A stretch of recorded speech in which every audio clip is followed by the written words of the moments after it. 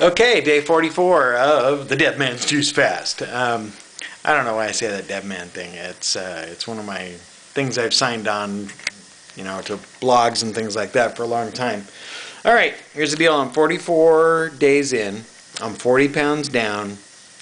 I think it's the avocado. I'm not sure. God, man. I mean, can you imagine that crap? You're like, okay, so one day you're really, really overweight, and like in 30 days you're not so much overweight. You're losing all this stuff, but you still are just like you'll find yourself feeling guilty over eating stupid things that, like I've said in other videos, don't really matter. It's not going to cause you to put on a whole bunch of weight. And I guess I got to stop stepping on the scale every day. I know it's stupid. It's become somewhat of an addiction just to see how much I lose, but like this morning I was 35 pounds and I was like, whoa, no, I was 37 pounds. Oh my God, 3 pounds. My goodness, what do I do? I got to not eat anything for days now. I got to lose 3 pounds. That's so stupid. I'm not beating myself in the head. I had I don't like to do this, but I had a rough day, man. I just wonder, I was helping people out. Things are going fine. Whoa, sorry about that. Things are going fine. And, I just started getting grumpy. I started getting really grumpy. I even tried my tomato soup. It didn't work. I was just bound and determined to be grumpy. I felt really fat. I feel really fat today. I don't know what that's all about. I posted on Facebook that, when I was in the service, I was 173 pounds. And I had a sergeant who was an idiot anyway, who used to constantly get on me and say, you're fat, Haverly. I'm like, what? And I got a complex from that. I'm not the strongest guy in the world, believe it or not. I mean, I get my complexes from the stupidest things, and it's dumb, but I value people's opinions just a little bit too much. The only opinion that really matters is the opinion you have of yourself, and if you could see yourself like God sees you, you probably wouldn't even have anywhere close to the opinion that you have of yourself. So, I basically just really felt ugly, in fact, I hate to sound like a little whiny whatever, but that's how I felt today. I overcame it. I drove home, traffic was really bad, and these people are just so stupid and all that other junk, but, by the time I got home, I was okay. I'm okay now. I've been home for about a half an hour.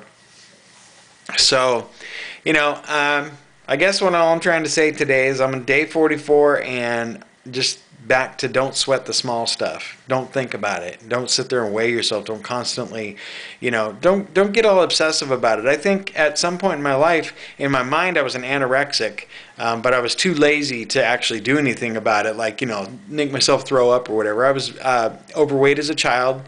And then by the time I was a teenager, I was super skinny. Uh-oh, the cat's getting in a fight. I was super skinny, and then when at one point, I've been 6 feet tall since I was 12 years old. And at one point, I weighed 144 pounds.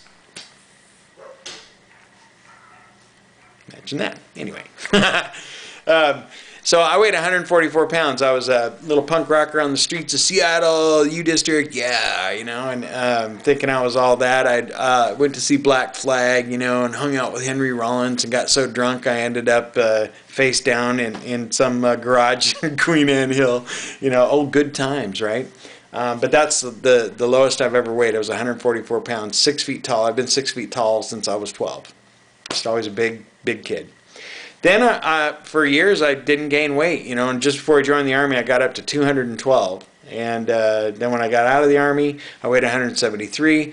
I maintained that weight for a little while, then I went back down, after my first divorce. So I had this pattern of, I went down to 168 pounds, but I was fasting. I was fasting and praying. I was like fasting, water fasting, working 12 hours a day in a factory and making plastic.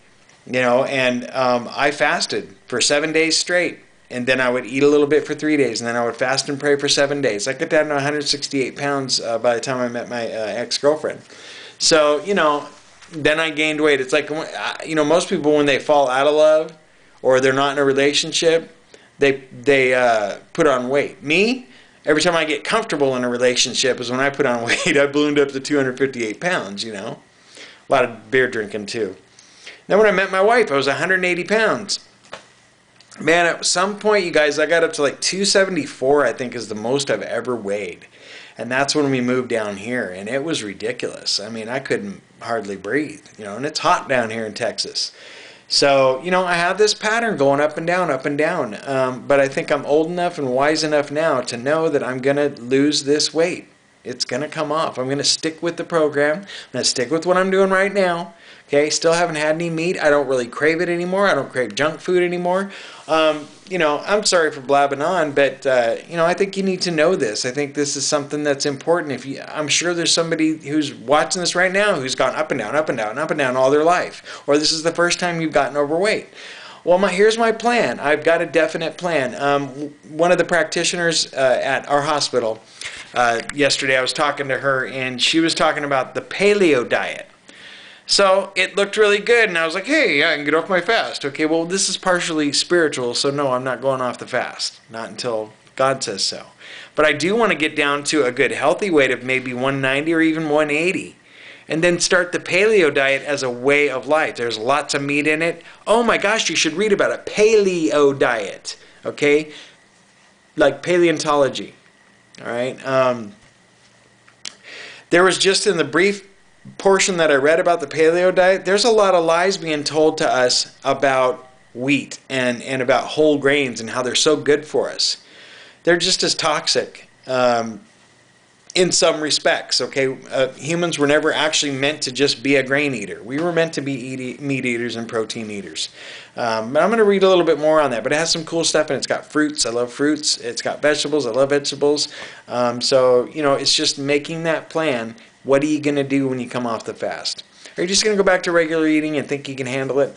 Probably not. If you're a food alcoholic or a food junkie, like I was, you're not going to do that. You're going to go right back to the same thing. So it's walking out of that temptation.